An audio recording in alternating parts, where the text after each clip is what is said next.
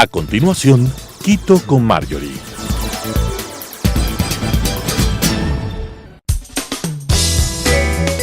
Clasificación A. Apto para todo público.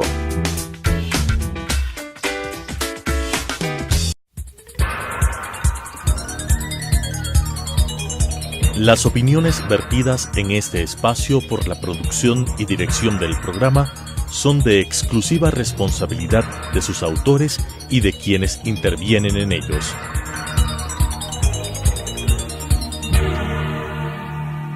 Telesucesos Canal 29 UHF presenta Quito con Marjorie, un programa en el que juntos recorreremos los barrios de Quito, principalmente lugares poco conocidos, para hablar con sus personajes que tienen historias de éxito, sueños y aspiraciones, con la conducción de Marjorie Chávez. Quito con Marjorie.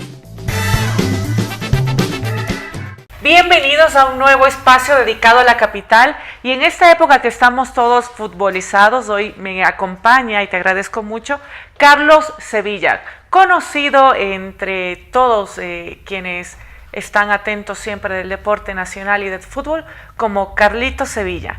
Carlos, muchísimas gracias por acompañarme en este día, gracias por su tiempo, bienvenido. Queríamos, perdón que te interrumpa, conversar sobre usted, sobre su trabajo, sobre cómo han sido estos años de trayectoria como entrenador y en su momento como deportista. Gracias. Muchísimas gracias, Marjorie. Pues el cariño, la pasión por el fútbol lo cultivé desde muy pequeño, porque provengo de una familia deportista, en donde mis tíos jugaban al fútbol.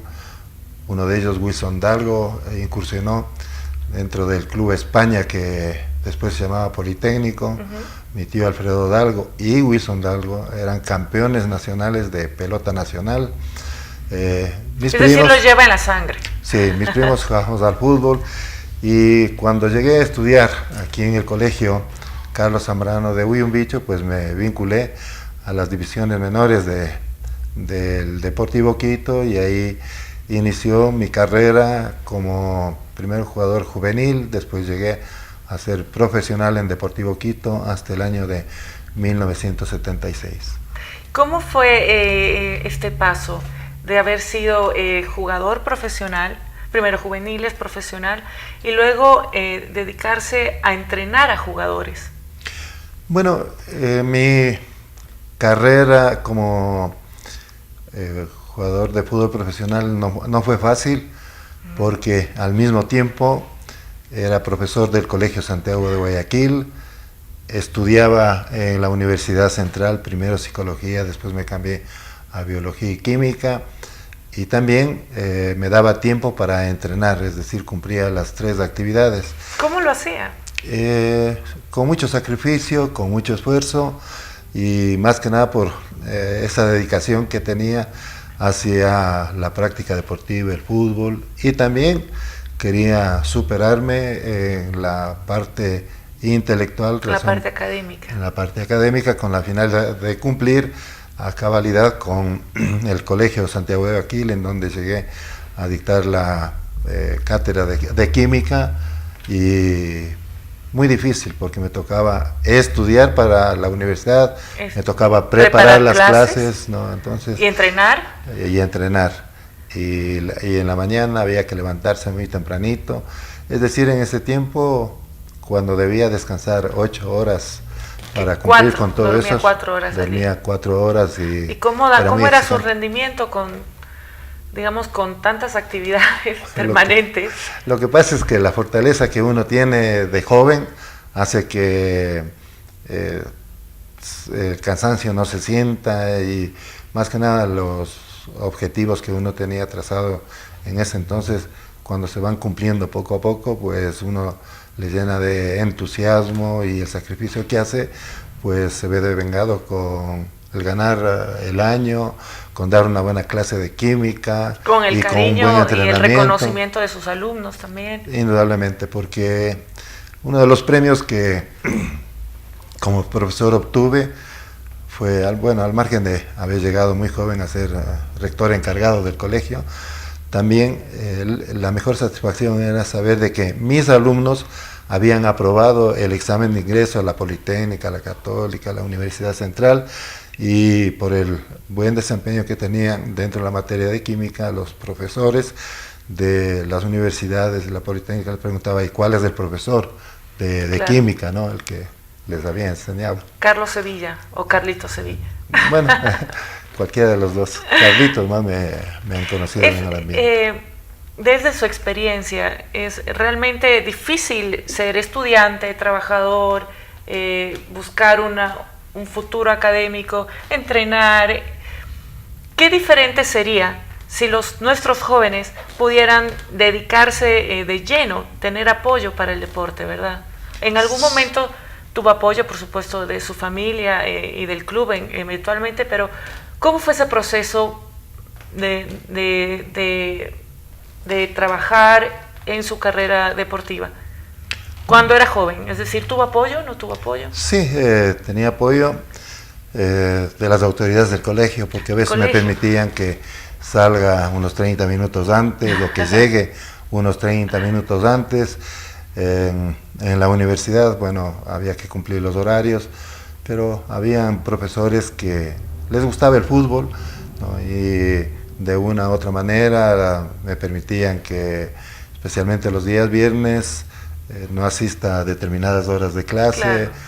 Y en lo que respecta a los entrenamientos, pues había que cumplirlos para poder jugar. Y además, entonces, para tener el rendimiento esperado, ¿no? Así es, ¿no? Entonces fue muy reconfortante saber que desde esos instantes o en esos momentos pues había el apoyo y de mi familia total, porque ellos estaban muy ilusionados de que llegue a debutar en primera categoría.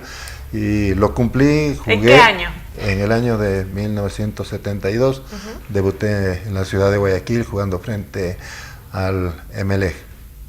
El equipo del cual también fue entrenador. Luego, ¿verdad? Entrenador por muchos años, cerca de 5 años, pero no consecutivos, sino alternando unos cuantos meses, y haber conquistado el título ecuatoriano con los extraterrestres, es decir, con jugadores exclusivamente jóvenes, y haber sido también vicecampeón de la Copa Merconorte.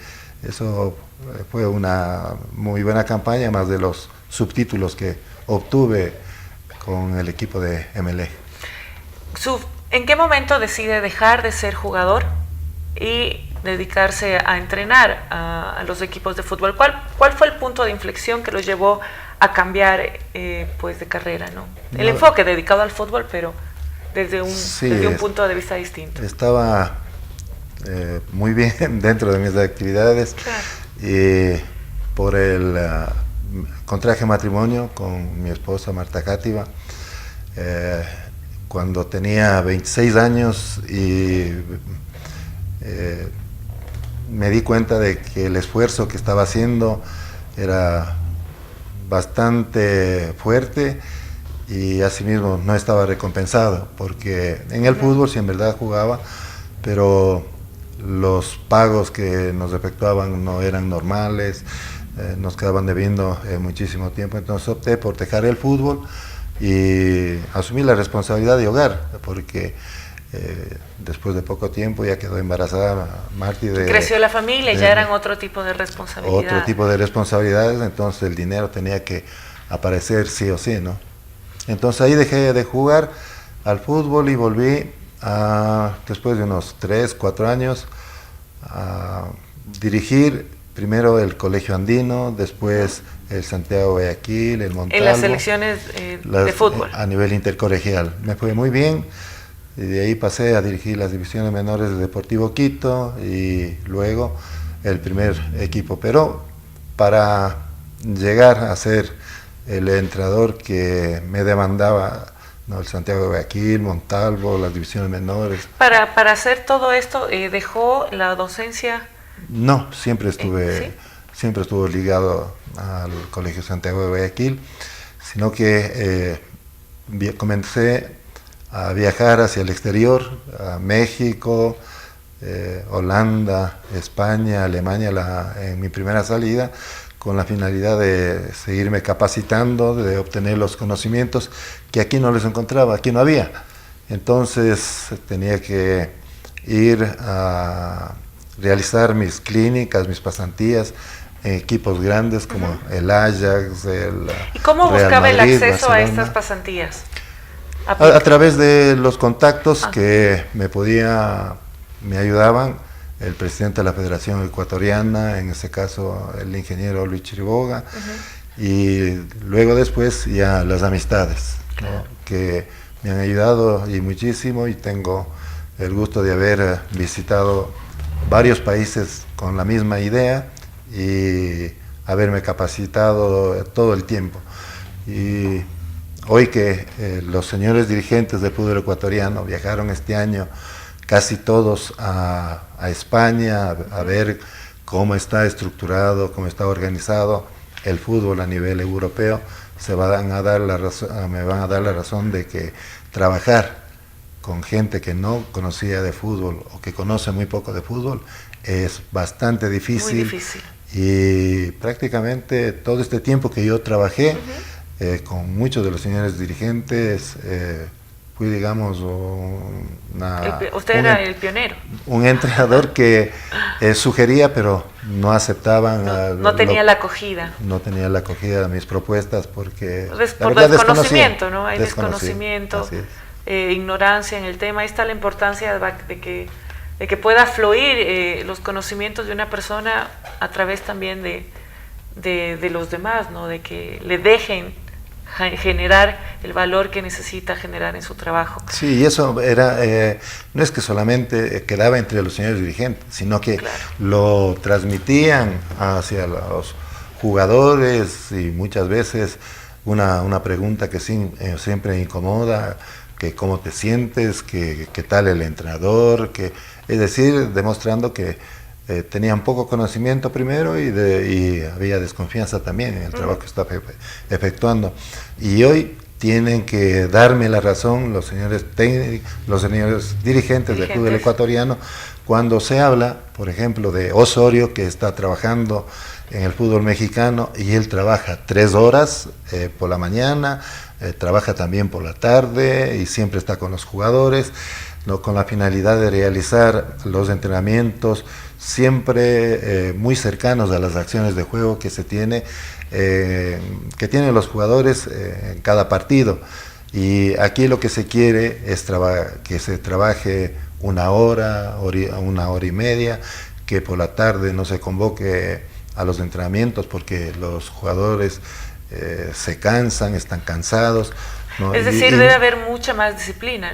Mucha más disciplina y cuidado y cuidar el trabajo que uno hace, ¿no? Una de las razones por la que yo estaba bastante cerca de los jugadores es porque me gustaba cuidar mi trabajo, es decir, en la noche también visitaba las casas de ellos con la finalidad de que estén en la casa y que revisar, digamos, de que haya los alimentos necesarios con la finalidad de que puedan alimentarse bien, de que descansen, que son también requisitos que necesita el jugador. Son los hábitos que debe tener un deportista para tener un buen desempeño. Sí, y eso es de eso muy difícil. ¿De eso también se encarga el entrenador? Bueno, ¿O en teoría no debería ser parte del trabajo del entrenador? En nuestro medio no es que toca ser también de nutricionista, ¿no? Uno es padre, madre, entrenador, el mentor, ¿no? El mentor nutricionista. En la parte psicológica, en la parte motivacional de los jugadores. Respecto al tema motivacional, y bien que tocamos el punto, ¿cuál es la estrategia y cómo es su forma de motivar a los jugadores?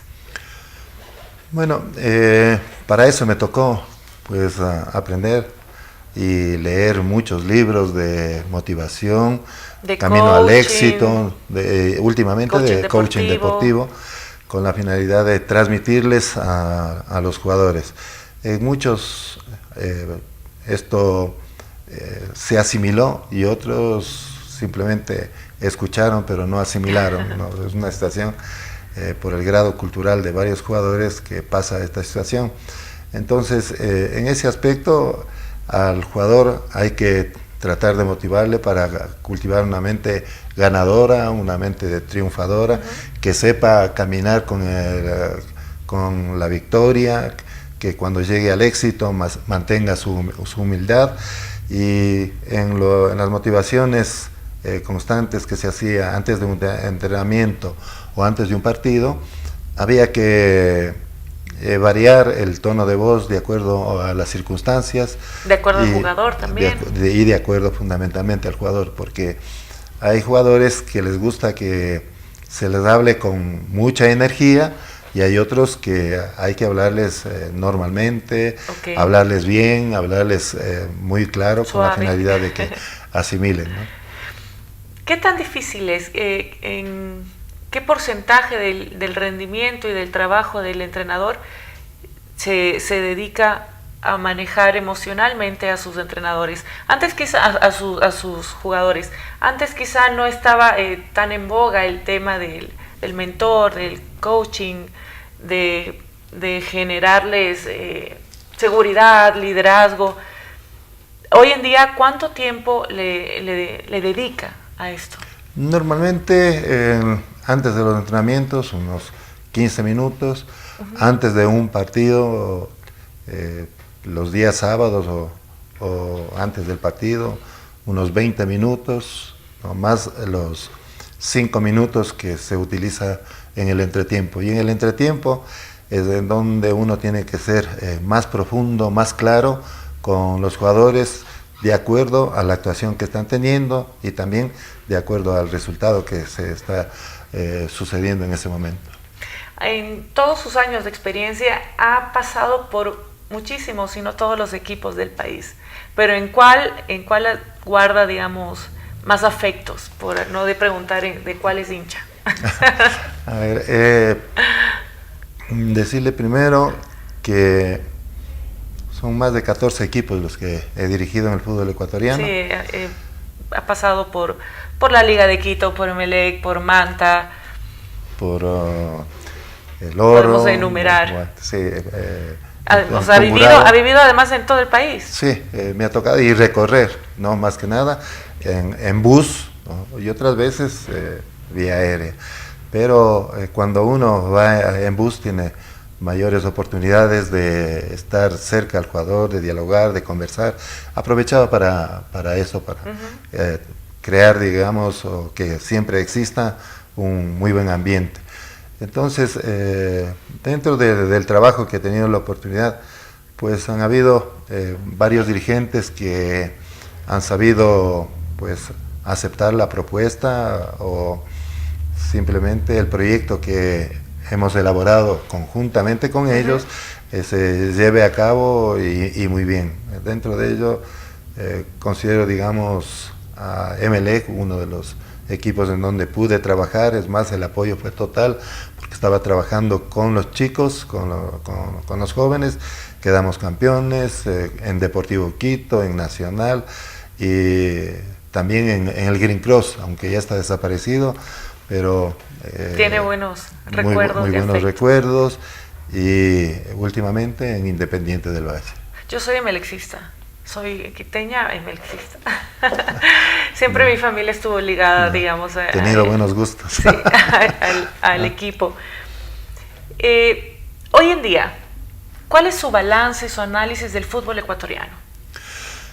Que por distintos motivos que son muy normales, como el trabajar para su equipo, el dedicarse por parte de los señores dirigentes, ¿no?, de trabajar para su equipo, se descuidan de algo que es esencial, fundamental, el trabajar en grupo, trabajar en equipo. Y ojo que el ecuatoriano es muy dejado y no quiere trabajar en equipo. No se busca mucho la parte individual. ¿A qué cree que se debe esto? Digamos porque hay mucho egoísmo en la cancha, ahí, buscan, digamos, tener solo méritos propios. ¿Cómo se puede manejar Sí, eso? hay egoísmo y se quiere que los méritos propios se valoren, se digan, se promulguen y no se quiere trabajar por el bien común, ¿no?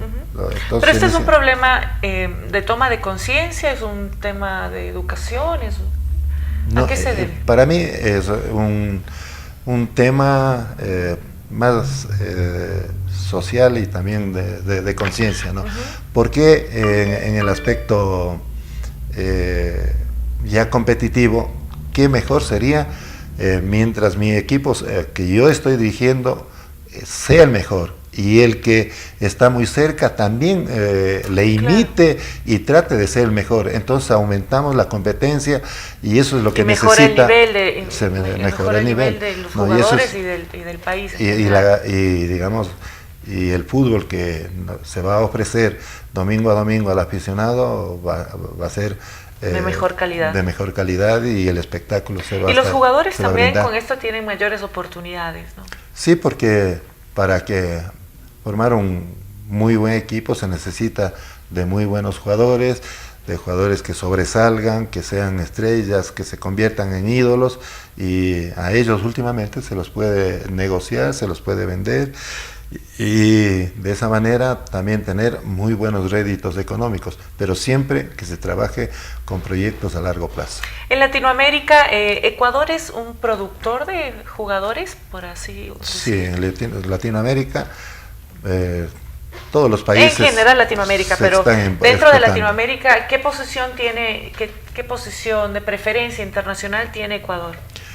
Yo diría que estamos dentro de los últimos, ¿no? Porque hablar Brasil, Argentina, Uruguay son los exportadores de futbolistas a Europa, a Asia últimamente y a Norteamérica en grandes cantidades. Nosotros con Bolivia somos los que menos jugadores exportamos y ahí está la consecuencia, ¿no? Ahí está lo que pasa es que hay que averiguar el cuándo, dónde, por qué, para qué y cuándo vamos a iniciar el trabajo a largo plazo, especialmente dando valor a la niñez, a la juventud y saber que ahí están los verdaderos talentos, no solamente del fútbol, sino de cualquier deporte en nuestro país.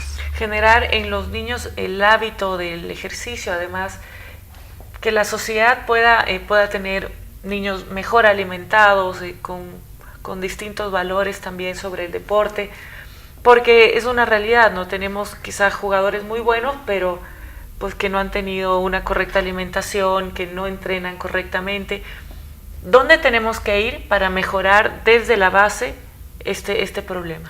Bueno, tiene que ir de la mano, ¿no? O sea, comenzar a trabajar en las escuelas de fútbol, no solamente en el aspecto físico, técnico, psicológico, sino también trabajar con los padres de familia. ¿Cuál es la edad que considera? Para mí a los 6 años. La exacta. No, de 6 años en adelante 6 años en se adelante. puede comenzar a trabajar con niños y niñas y ahí a los padres de familia inculcarles, ¿no? Que tienen ellos también el deber de enseñar valores, hábitos que ellos van a ir aprendiendo, muchos de ellos al contacto con los nuevos compañeros que tienen y también con los hábitos que va a enseñar el entrenador, y tiene que siempre estar de la mano con el profesor de la escuela respectiva. Claro. Entonces, si tenemos... dijo niños y niñas. Enhorabuena, tocamos el tema. El fútbol femenino en el Ecuador ha crecido, no ha crecido.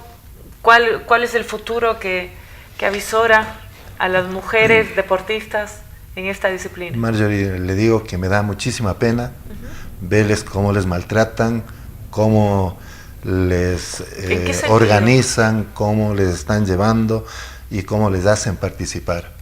O sea, no hay una organización, no hay nada que esté, digamos, elaborado a corto y mediano plazo, y solamente por la afición que tienen, por esa aptitud que lo tienen muchas chicas, están jugando en determinados equipos y es más, les hacen competir a nivel internacional, es decir, sin tener las bases suficientes, sin tener el entrenamiento respectivo, y por eso mi admiración para la entrenadora de la selección de Ecuador, porque sin los elementos necesarios ha sabido salir adelante, y quienes han estado bajo su dirección pues le han respondido más por cariño, por afecto, por ese deseo de superación y el momento que está en la competencia de querer ganar. Claro. Pero cuando haya... El espíritu deportivo. en base a mucho espíritu deportivo, ¿no? Poniendo en riesgo, ¿no? Digamos, frustraciones que se dan, que son propias del deporte, ¿no? Cuando se pierde y uno no sabe, digamos, cuál es la razón por la que se ha perdido, no se llega a entender, a comprender, y se cree que somos una raza inferior, que no estamos capacitados para competir con otras razas de otros países, y la verdad que no es así, ¿no? Bajo ninguna circunstancia, claro. Simplemente hay que darles las comodidades. Y son procesos distintos, sí, desde ha tenido distinto los apoyo. Primeros años, desde los primeros años. ¿Qué podemos hacer para mejorar no solo pues estas características del fútbol femenino, sino en general de nuestra juventud en el deporte? Bueno, primero que se asuma la responsabilidad por parte del Ministerio de Deportes, por parte del Ministerio de Deportes. ¿No ha habido un cambio en estos años? Usted ha visto toda clase de experiencias. ¿Siente que ahora hay más apoyo del Ministerio? No. Es al contrario.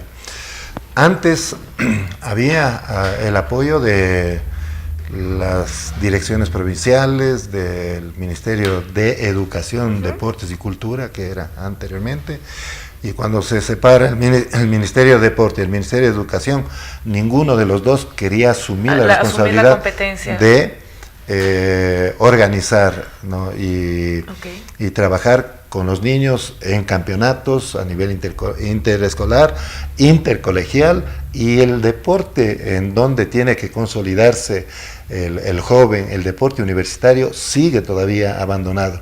Es más, tenemos también un deporte como el voleibol ecuatoriano, en donde se juega el vóley a nivel de país. Vemos en el caserío que está a 3.000, 4.000 metros, está al nivel del mar, 6 jugando vóley, 4 jugando vóley ecuatoriano, y no hay una organización que agrupe a todos. Todas son iniciativas, ¿no? Iniciativas individuales, y es justamente por este amor a la camiseta, el amor al deporte. Sí, y es una de las razones por la que yo en el año de 1992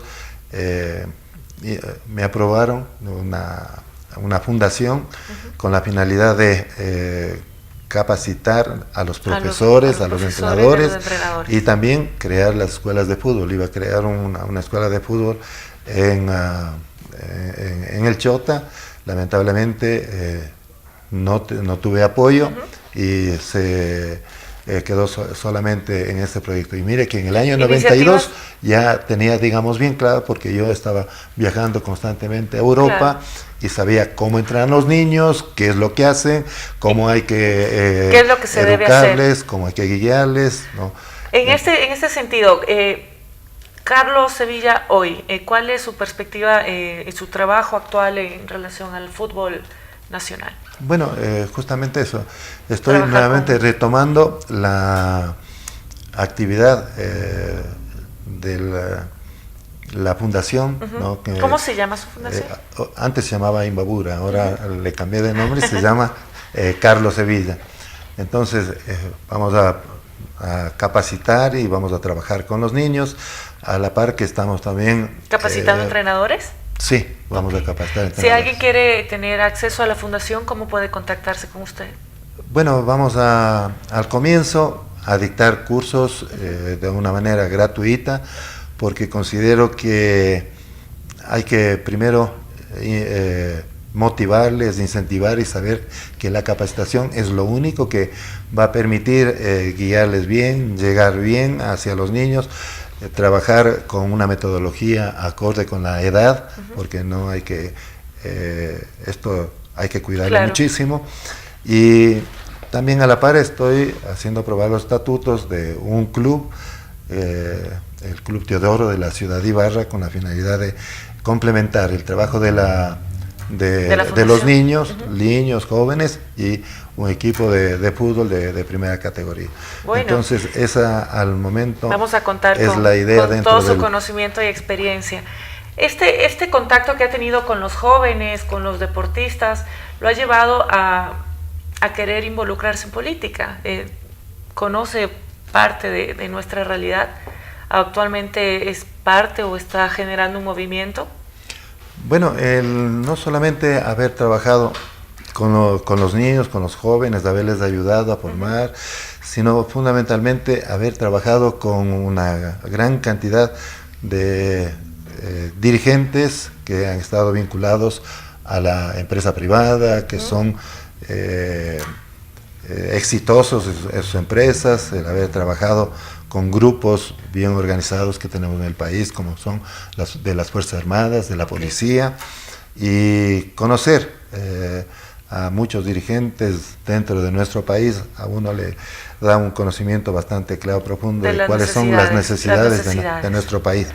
Y hace mucho tiempo atrás, primero, Abdalá Bucaram quería que le acompañe en una de sus listas cuando él fue candidato para presidente. Pero usted ahora tiene Democracia en Acción con Libertad y Esperanza. Quizá lo veamos en algún... A ver, bueno, después estaba en también que me había propuesto Marco Proaño Maya para que le acompañe, Luis Mejía Montes de Oca. Pero nunca se animó. Como estaba vinculado al deporte, pues siempre les agradecí, pero había esa inquietud justamente por el conocimiento que tengo de la sociedad ecuatoriana. Perfecto. Y en tal virtud, hoy que no estoy ligado a la actividad deportiva, ¿ya lo ha considerado? No, considero, digamos, que es una gran posibilidad. Ya quiero dejar de ser crítico, sino formar parte de la acción que demanda nuestro país, que es cambio. Hay que buscar hombres nuevos, con mentalidad nueva, con conciencia social y con experiencia, ¿no?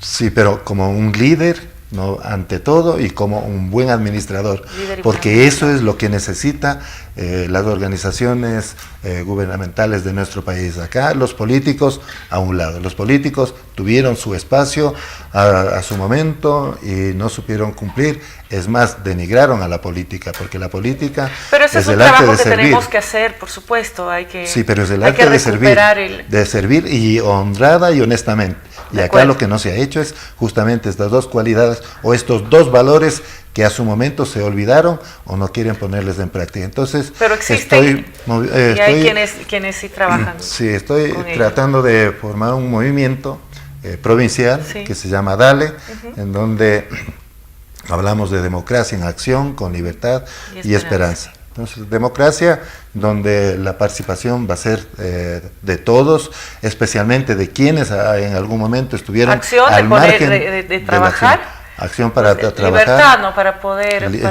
con toda la libertad, ayudándoles a que todo se haga, digamos, de una manera espontánea, con nuevas ideas, con ideas que vengan a realizar cambios profundos en nuestro país. Y esto espero que lo pueda culminar, porque veo, digamos, que hay una aceptación enorme por parte de gente que quiere, digamos, justamente eso, ¿no? Que hay una renovación, que hay un cambio. No quiero hablar de cambio, porque aquí hablan mucho de cambio, no, una innovación. Una innovación. Muchas gracias, Carlos. Hemos comentado de fútbol hasta, bueno, de actualmente su perspectiva. Gracias por acompañarme, por compartir en corto tiempo toda su experiencia y todo su conocimiento. Esperemos y enhorabuena que el deporte ecuatoriano sí tenga personajes como usted, que conoce y que sabe lo que hay que hacer, y que por supuesto todo el país se nutra de ello. Muchísimas gracias. Bueno, a usted, Marjorie, por la brillante oportunidad que me ha brindado de dirigirme a los oyentes de Telesucesos y espero volver muy pronto. Así será, va a volver pronto. Muchísimas gracias. Muchas gracias. Las opiniones vertidas en este espacio por la producción y dirección del programa son de exclusiva responsabilidad de sus autores y de quienes intervienen en ellos.